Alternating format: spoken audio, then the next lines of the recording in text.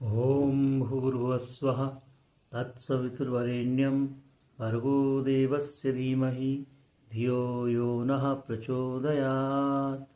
ॐ ब्रह्मा मुरारी त्रिप्रान्तकारी भानु शशि भूमि सुतो बुधश्च गुरुश्च शुक्रः शनिराहु केतवः सर्वे ग्रहाः शान्तिकरा भवन्तु। शादी के समय में कुंडली मिलान क्यों आवश्यक है, इसको लेके कुछ बात करते हैं।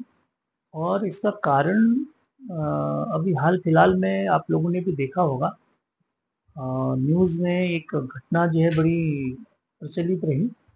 और उस घटना को लेकर के जब उसका कुछ विश्लेषण लोगों के द्वारा किया गया, कुंडली को लेकर के विश्लेषण किया गया, तो उसमें इस तरह की बात पाई गई कि जो कुंडली मिलान उनका था, वो कुंडली मिलान उतना अच्छा नहीं था। और उसकी वजह से ही जब इसको हम ज्योतिषीय दृष्टिकोण से देखते हैं, तो उसी कारण से जो है वो इस तरह की घटना हुई होगी। ये चर्चा जो है वो न्यूज़ वगैरह में आपने भी देखी होगी, वो चल रही थी। तो वास्तव में ये कुछ चीज़ें तो हम देखते हैं अपने समाज में भी, अपने आसपास में भी देखते हैं कि कुंडली मिलान करके शादी विवाह करना हमारे यहाँ प्रचलन रहा है और वर्तमान में भी है, और वर्तमान में भी ये चीज़ें चलती आ रही हैं। हाँ, कुछ समय कुछ स्थितियों में वर्तमान में कुछ नवयुवक जो है, नवपीढ़ी वर्तमान में इस चीज़ को नहीं मानती है, बट इसका अपना एक वैज्ञानिक आधार तो है जो पहले समय से चला आ रहा है।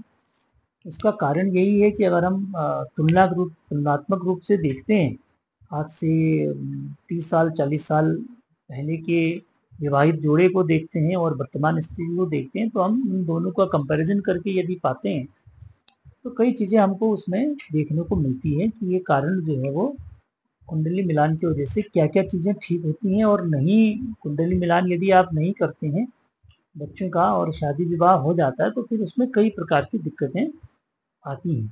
और ऐसा नहीं है कि सभी में दिक्कतें आती हैं, कुछ परिस्थितियों में नहीं भी आती हैं। कुछ स्थितियाँ बहुत अच्छे से जीवन यापन होता है, बढ़िया उनका जीवन चलता है, लेकिन अधिकांश स्थितियों में ऐसी होती हैं। अब वो परेशानियाँ अलग अलग चीज़ों को लेकर के आती हैं, कहीं पर स्वास्थ्य को लेकर के आती हैं, कहीं पर बच्चों को लेकर के आती हैं। कुछ ऐसी जीवन भर कुछ न कुछ परेशानियाँ चलती रहती हैं। हालांकि ये दोनों परेशानियाँ, किसी भी प्रकार की परेशानियाँ, वो दोनों स्थितियों में होती हैं। ऐसा भी नहीं है कि जिनका कुंडली मिलान होता है तो उनकी शादी, उनकी जीवन भर सब कुछ अच्छा चलता है, ऐसा भी नहीं होता है। और लेकिन ये कि वैज्ञानिक परिपाटी है जो चली आ रही है पहले से, तो उसके वैज्ञानिक दृष्टिकोण को हम लोगों ने कुछ इग्नोर किया है कुछ समय से।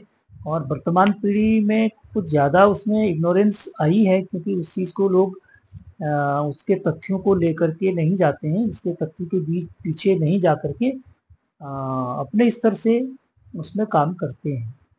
तो जो घटना जो हुई थी बीच में, जो नवविवाहित जोड़ा कहीं बाहर घूमने के लिए गया और उनके साथ इतनी बड़ी घटना जो हो गई, तो उसके पीछे कारण जो ज्योतिषी विश्लेषण में आया कि उनका जो है बालिका का जो सप्तम यानी 7th हाउस जो है, जो शादी के लिए कारक होता है, उस पे मंगल ग्रह है। और मंगल क्योंकि अपने हिसाब से बहुत एनर्जेटिक ग्रह होता है, अपने कार्यों के हिसाब से उसके अपने कारक तत्व अगर देखें तो मंगल जो है वो बहुत साहसी, बहुत ऐसे ऊर्जावान ग्रह है। अधिकांश जो है मंगल जिनका अच्छा होता है वो सेना में या पुलिस में, ऐसी जगहों में जाते हैं। तो मंगल जब 7th हाउस में और आने पर, और वो भी किसमें, नीच राशि में जब मंगल आ जाता है, तो वो क्या करता है कि अपनी ऊर्जावान तो है ही है, लेकिन उसकी ऊर्जा क्योंकि नीच राशि में चला गया, तो ऐसे में जाने में क्या किया कि उसने अपने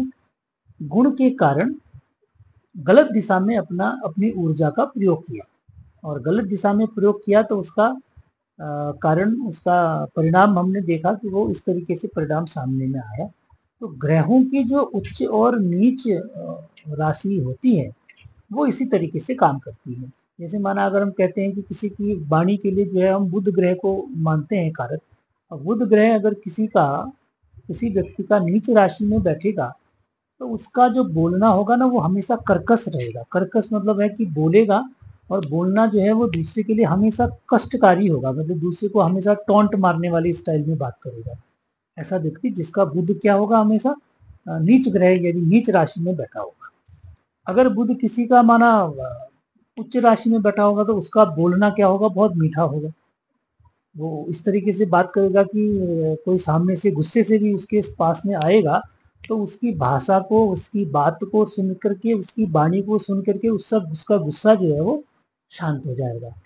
तो ये ग्रहों की उच्च और नीच राशि का प्रवाह होता है। ऐसा अक्सर हम लोग देखते हैं, अपने आसपास भी देखते हैं और ऐसा बात भी करते हैं कि उसका उसका बोलना कितना मीठा है। शादी विवाह से पहले कुंडली का मिलान जो है अपने स्तर से करना चाहिए, क्योंकि कुंडली मिलान में कई चीज़ों को देखा जाता है। दोनों के स्वास्थ्य को देखा जाता है और दोनों के ग्रह आपस में कैसे हैं, शादी के बाद जीवन कैसा चलेगा उसको देखा जाता है, शादी के बाद बच्चों के लिए कैसा रहेगा वो देखा जाता है। और ये सब चीज़ें उसमें ध्यान रखने वाली चीज़ें होती हैं। तो इसलिए शादी से पूर्व जो है वो बालक और बालिका का कुंडली मिलान जो है अवश्य करना चाहिए। ये एक तरह का हम तो कहेंगे कि एक वैज्ञानिक ही दृष्टिकोण है, वैज्ञानिक ही इसमें आधार है। इसको इग्नोर ना करके इसको अपनाने की आवश्यकता है ताकि जीवन जो है वो सबका सुखी